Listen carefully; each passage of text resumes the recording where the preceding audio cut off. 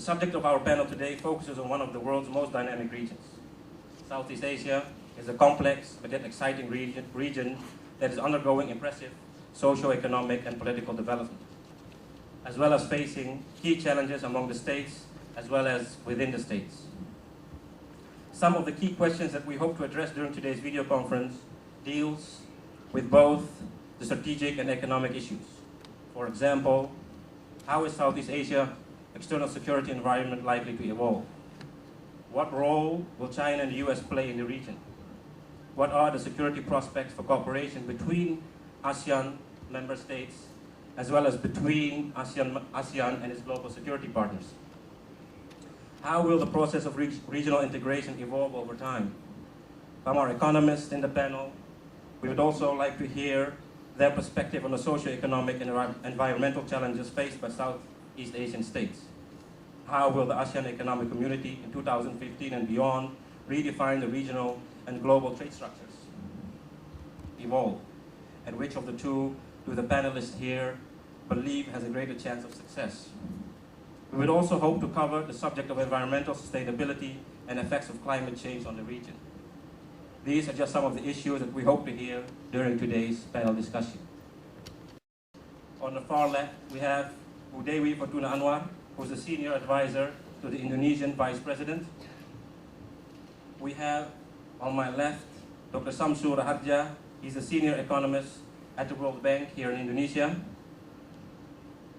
In Singapore, we have Leonard Sebastian, who is the coordinator of the Indonesian program at the Rajaratnam School of International Studies. We also have Professor Pradumna Rana, who is replacing the previous guest speaker. He's an associate professor at RSIS and a coordinator for the economic multilateralism and regionalism studies at RSIS.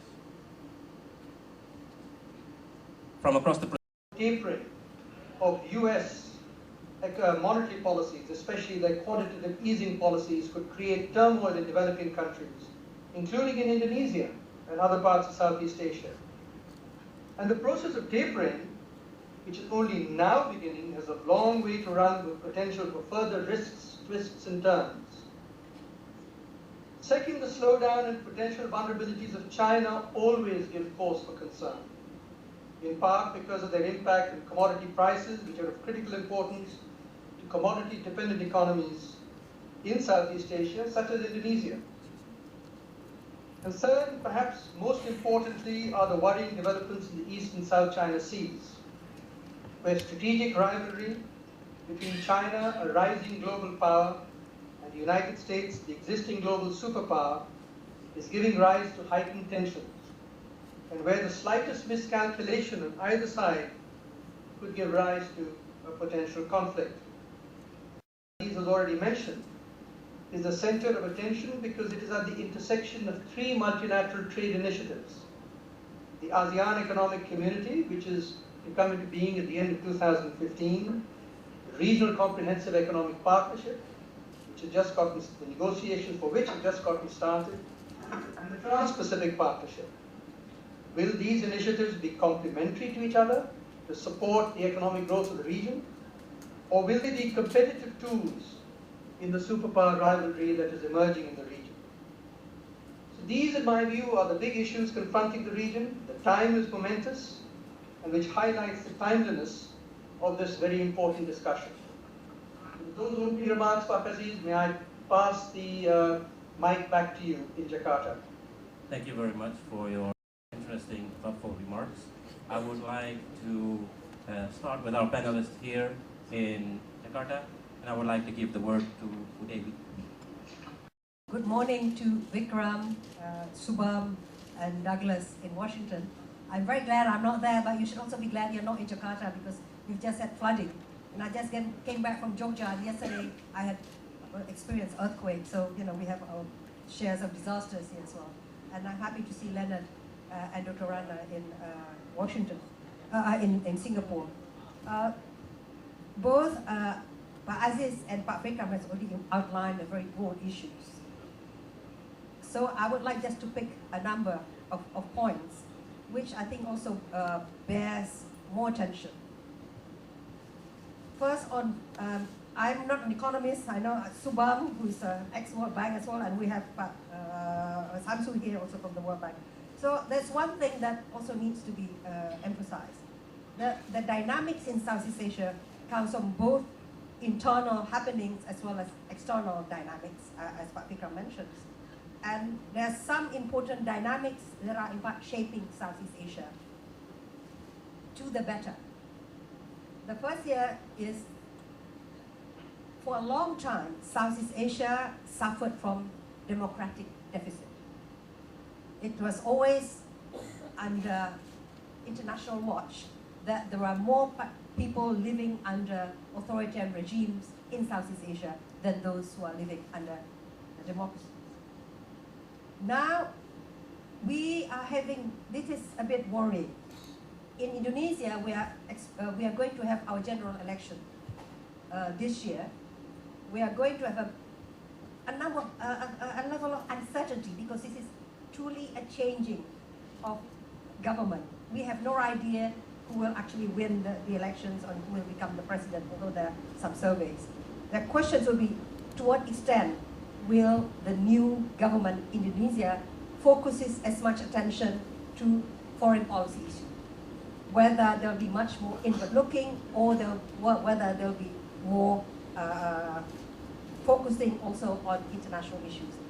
The President SBY, as you know, takes foreign policy as as a main agenda. He enjoys traveling. He enjoys performing in regional and international fora. And in fact, to be honest, he's often more popular outside than inside, especially when you're becoming a lame duck president that as well. So this is also a number of uncertainty. Will Indonesia continues to be a driver, for example, in regional cooperation, in ASEAN chairmanship over regional security? Now, my own feeling is that Indonesia will continue to do so.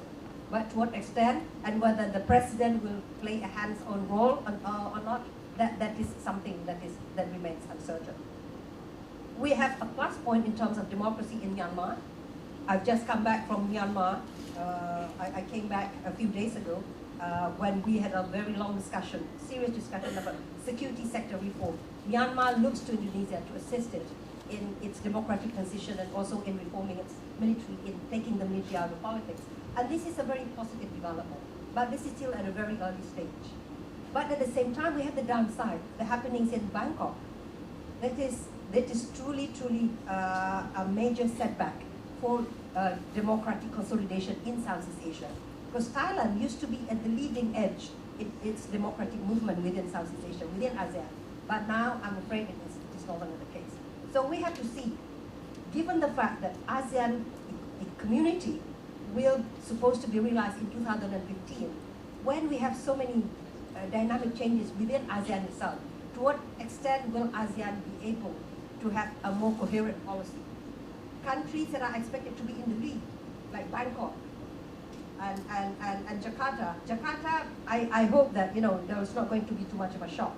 But the extent to which the ASEAN capitals will actually be able to devote themselves, to the issues that are first consolidating the ASEAN integration itself, and then secondly having a more coherent approach towards the external powers. We noticed, for example, what happened after Indonesia took up the chairmanship of ASEAN. Indonesia was able to manage to push the agreement on the terms of reference on the declaration of on the South China Sea and pushing toward the code of conduct. But when it moved to Cambodia, we saw ASEAN in disarray, and for the first time in ASEAN history, it failed to come to an agreement. Now we have to see that Myanmar will be the chair of ASEAN this year. This is a very new country, still learning the rope in regional integration, and it has some problems in capacity, for example. To what extent will it be able to carry out that burden? And we know also the problem, some countries are more dependent on China than others. And the influence of China towards ASEAN in certain agreements have been felt to be really real. And this is still a question mark for us. So between now and 2015, it carries risk for ASEAN whether the ASEAN community will in fact be able to meet its full potential.